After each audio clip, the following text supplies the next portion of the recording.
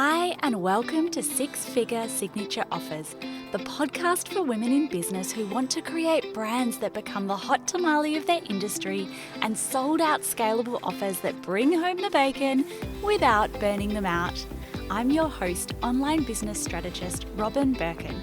I've gone from managing 8-figure marketing budgets and big teams to creating 2 multi-6-figure businesses in part-time hours by design.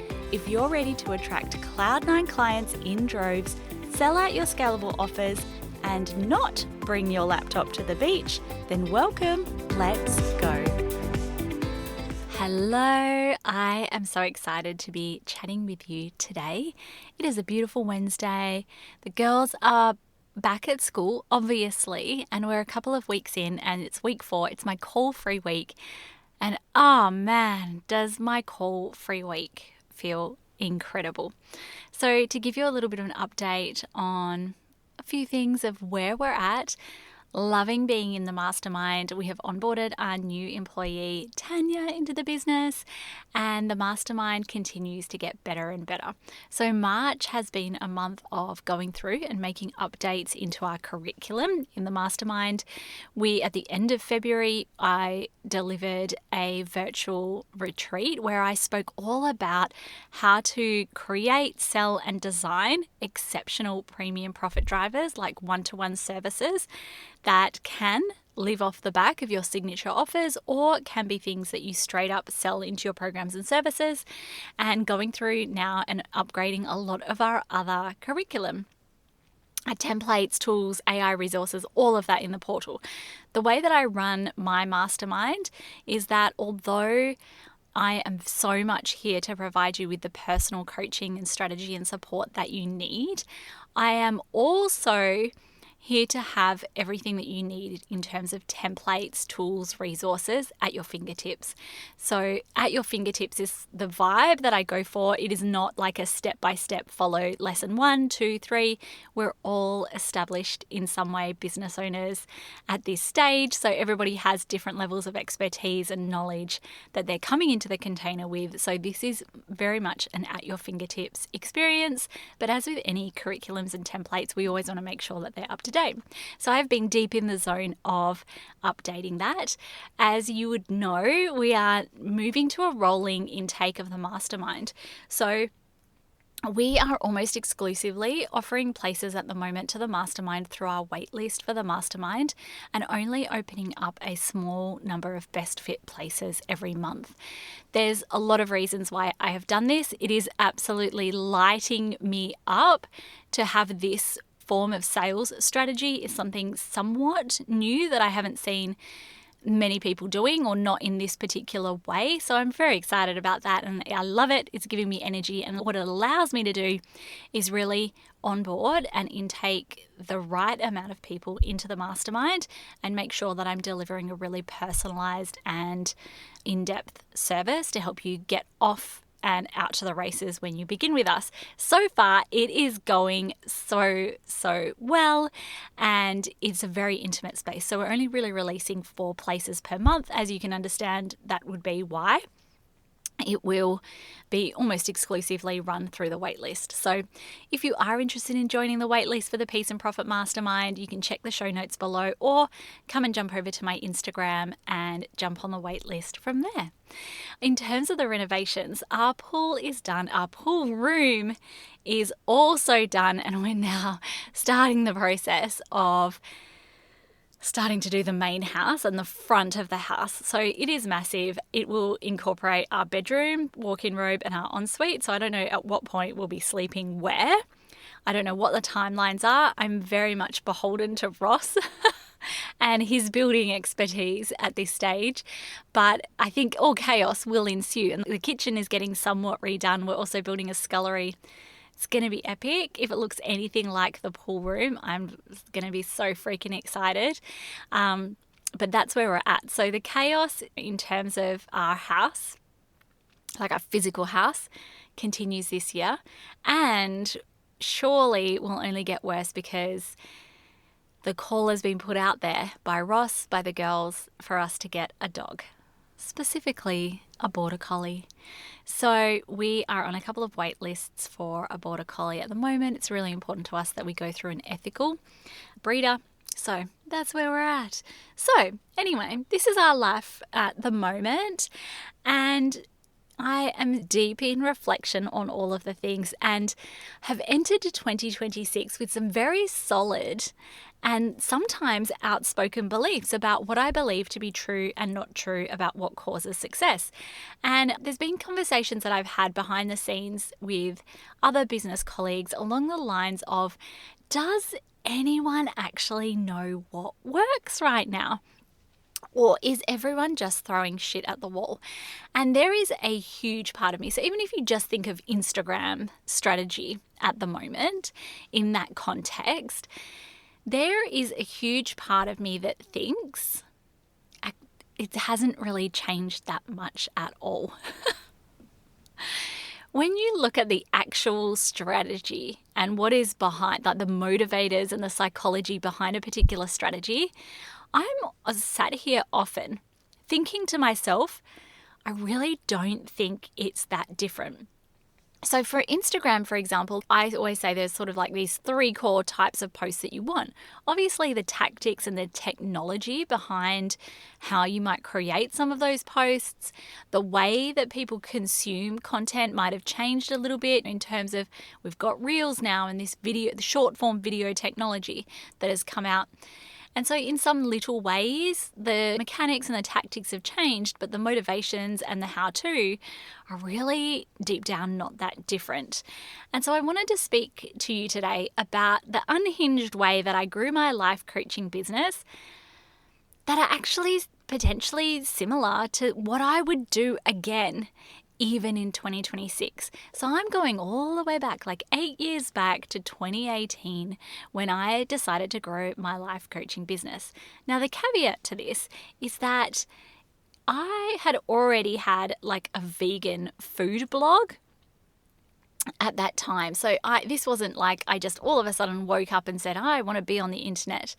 I already had a vegan food blog. I don't think I was on Instagram. I mean, I could be wrong. I really don't think I was on Instagram. But I'd been publishing recipes. I'd distributed recipes. I had thousands of website visitors per year because I leveraged a lot of search engine optimization and like recipe databases.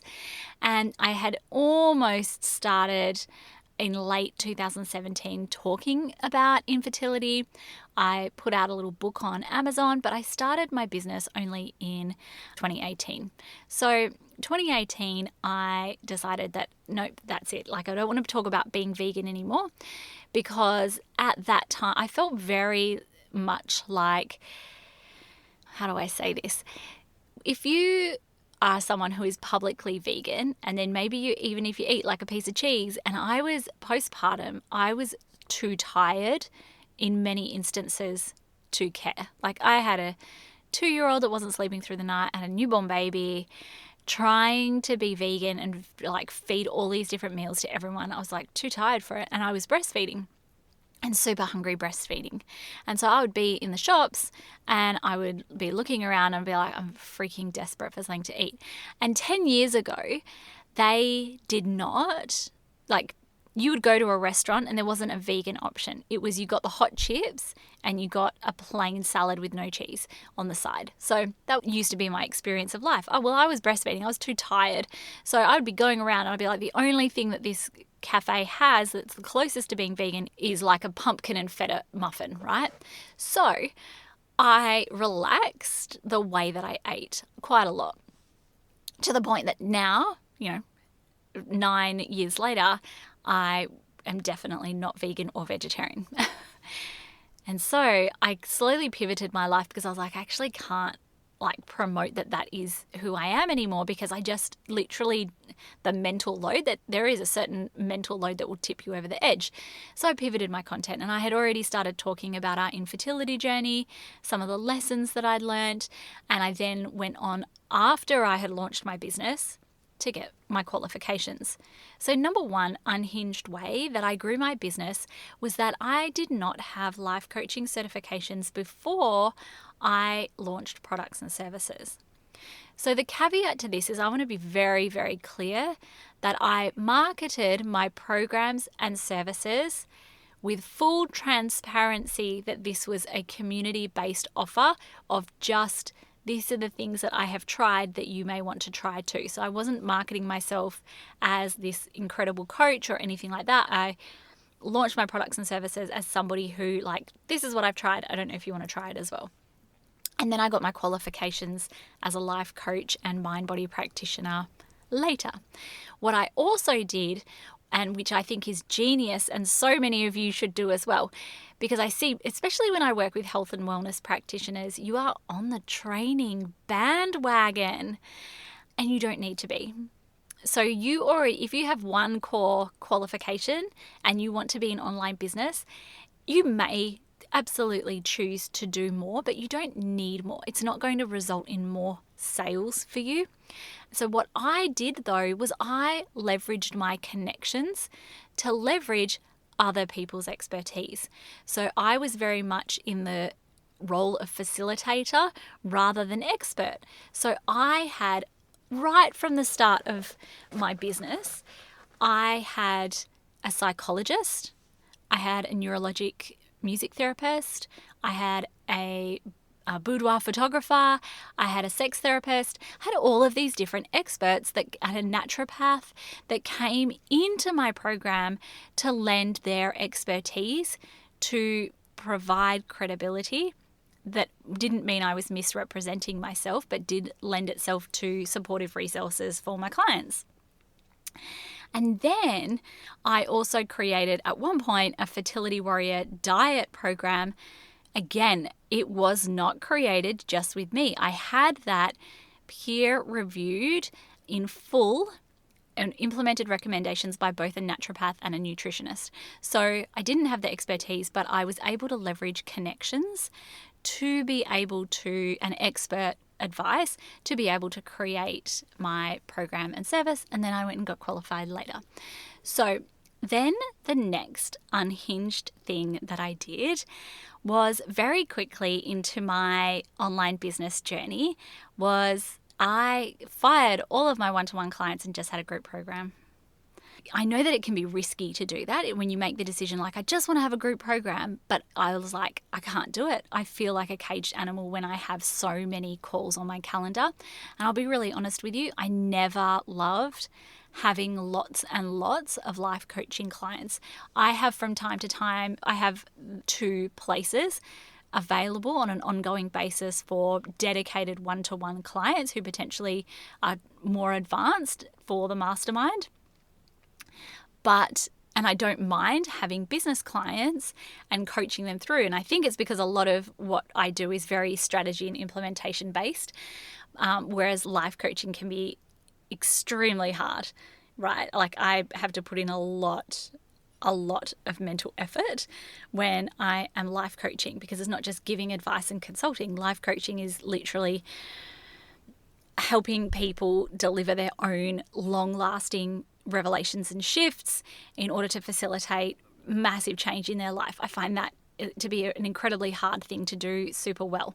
So it took up a lot of brain space. So I very quickly on my journey, I just believed in myself and I was like, no, I'm all in on my group offer, which morphed into an online course called the Fertility Warrior Intensive, which then morphed into a program called the Reset.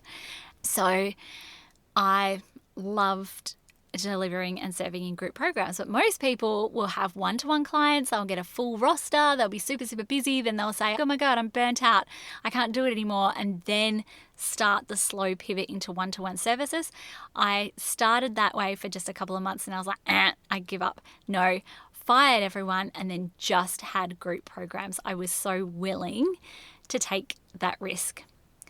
The next unhinged thing that I did was I wouldn't say it's jumped on trends, but I very, very quickly knew the power of top of funnel and building demand and building an audience. And I was a very early adopter to launching a podcast and I was consistent with it. I used to show up on Instagram 2 times a day, even with babies, even breastfeeding. I used to show up on Instagram twice a day and just get it done. And I very quickly in my business, as soon as I was able, started running Facebook ads. So I very quickly knew the power of email lists.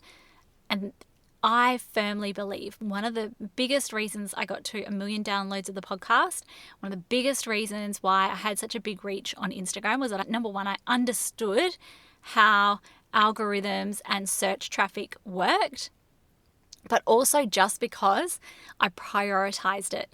And so many business owners don't. And that is the reason, like when I had my very first a group coaching offer. So before that, I had sold an online course that was did terribly bad.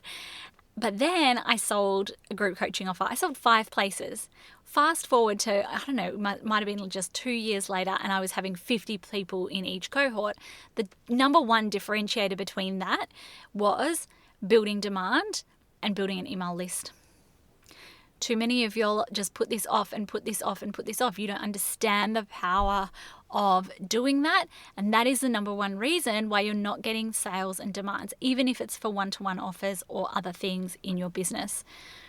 And then the very last thing that I did that, again, I still think is a mainstay right now is I was so focused on building community. Community is, will remain one of the number one things you can do to grow your business. And let me give you the context of some of the ways that I did that. I launched a Facebook group. So this was back at the time when Facebook groups were a little better, but I launched a Facebook group and I used to answer every single comment in that Facebook group. Every single one. And I used to show up live once a week, just sharing value, nothing else. I also used to regularly run dinners for people in my audience. I wouldn't pay the bill. I wouldn't host it anywhere fancy. I would just book a table at a restaurant. I'd say we would split the bill at the end, but anyone who wants to come to dinner, meet some other like-minded people, then I'm going to facilitate. It'll be on at this date. Just reply to this email and let me know if you are coming. This is 100% a strategy that I would do again. It is 100% a strategy that I want to do. I want to invite people over to my house, to my pool room, to come and just have a very casual coffee morning. I'm so keen. As soon as the back garden is done and there's less chaos in the house, these are the kinds of things that I want to do, is just build that human connection with other people. So I just used to host dinners. I'd be like, hey, we're going to catch up at a restaurant. Anyone want to come? These are so many of the things that so many people forget or think have changed at a fundamental level. Really, they haven't. A lot of what worked 10 years ago is exactly the same stuff as what works today. So food for thought about some of the things that you might be doing in your business now and some of the things you could be doing in your business, and what are some of the unhinged, maybe unconventional things maybe you could do that maybe other people aren't doing in order to grow and serve your community better. That's all for today. I hope you're having the best day, and I'll speak to you next week. Bye for now.